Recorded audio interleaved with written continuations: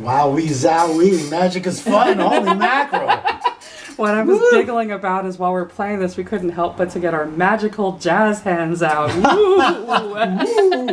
Also, I want to mention that the music, the vocals remind me of, and some other people have said this, Repo, the Genetic Opera, and also The Fifth Element. And keep in mind that in every Mannequin Planet song, there's movie samples.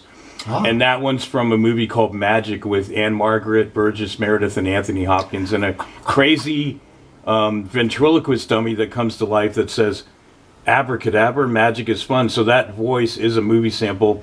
And every song, as we play up the movie vibe, we have actors on stage, we have videos playing during the concert, B-movie trailers, but we also have this movie film dialogue in the songs themselves, so every song has that. So when you hear that in older and newer songs, you'll know we bring up the whole movie element in the band. So thank you. That was my favorite track on the record. Aw, thank you. Especially these days now, with so much out there and accessible on people's phones, from everything from old movies, new movies, this music, that music, all sorts of sampling, all sorts of AI, all sorts of everything. You really have to have more than just a band standing there and going, okay, here's my latest, song about being depressed. Those days are over. You got to have entertainment. You got to have a lot of stuff going on. In fact, the fact that you're putting together movies and acting and pop culture references and everything, that's where it's at right now. Kick bashing all sorts of pieces of culture together and kind of smooshing them together in a clever way. That's the way to go. Yeah, right in on. Media, and also we're seeing it with music too, where there's like new genres created that are a mishmash of other genres put together. There's an artist I've been listening to out of the Netherlands called Joost Klein, where he's kind of a mixture of techno, happy dance, hardcore, and gabber, and whatever he can get his hands on. Maybe a little bit of punk influence too, but nice. And there's a whole bunch of other artists where I've been listening to that are all just kind of a mishmash, and it's something new, it's something refreshing. It's not the same tired sound over and over again. And that's kind of what I like about being part of Mannequin Planet, is that we have the opportunity to do something different with each song. We have the opportunity to tell a different story. It's not the same image, it's not the same sound.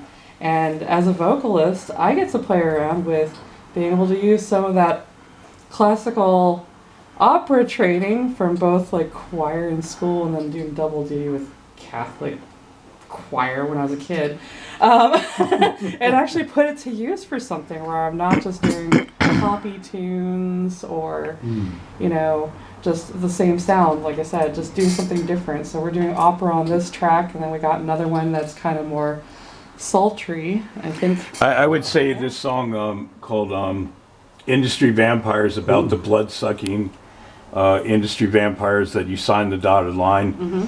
I feel like she sounds like a jazz vocalist. That she was saying this sultry jazz lounge thing. So she did do the opera, then Remote Control is more of like a pop, I probably had to say it's like circa EDM 90s, thing, 2000s and then the jazz pop. thing. So we mix it up, on the vocal tip. Exactly. In fact, Industry Vampires, there was some influence. So the track by itself, when I first got it, I started listening to it.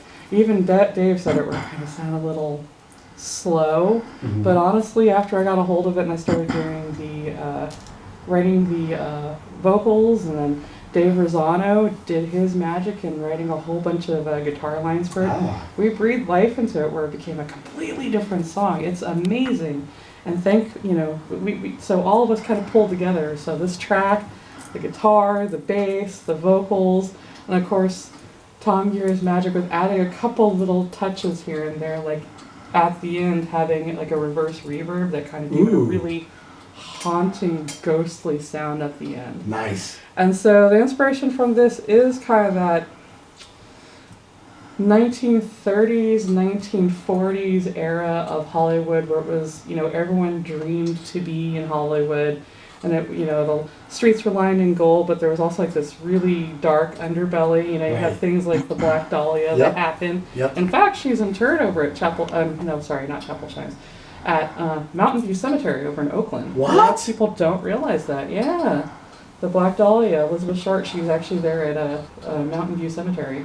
Wow. Aha, see what you find out when you listen to the show? Ah. All sorts of creepy cool stuff. Yeah, so this song kind of was based a little bit off of that, and that's where the vocals kind of came in with being that, 1930s, 1940s blues sound. So yeah, kind of like singing in a smoky lounge in Hollywood, and Nice. the stars and the agents and the the film execs all like smoking a cigarette and having their fancy dinner with the caviar and everything, but they're also vampires, kind of sucking down the energy and life of like all these ingenues. Yes. Which, growing up in Southern California and being that my dad himself almost got signed to a label in the 70s when his band did, I was always warned about the industry since I was a kid. Like, yes, you like to sing, that's good, but let me sit you down and have this conversation with you about all the stuff they don't talk about, since everyone focuses on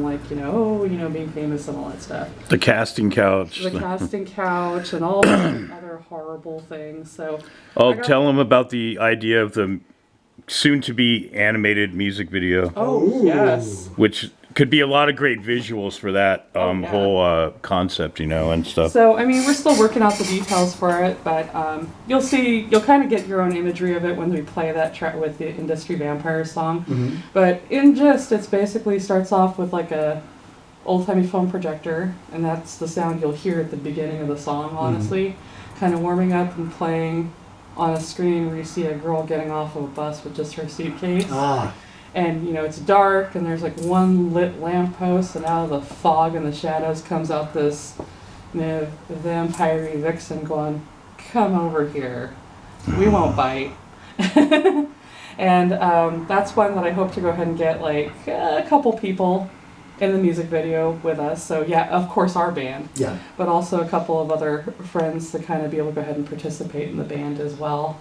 That's something we're talking about with Tom Gears and making happen. And now you can put pictures of us from Facebook in the video, so we're in the fantasy land. That's the next thing. Right now you can take actual photos of real people and stick them in the AI, and suddenly it's an AI movie. So yeah, the rest of it would be all kind of film noir, lots of black satin and cigarette smoke and lamp posts and nice.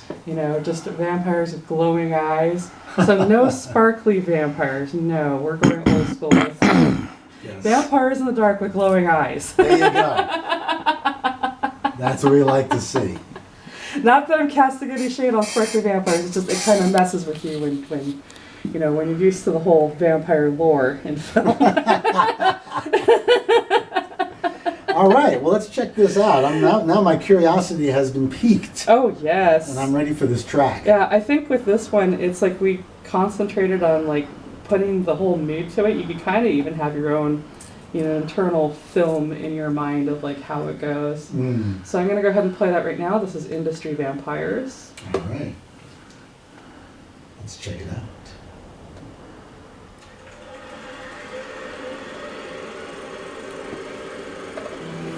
Ooh.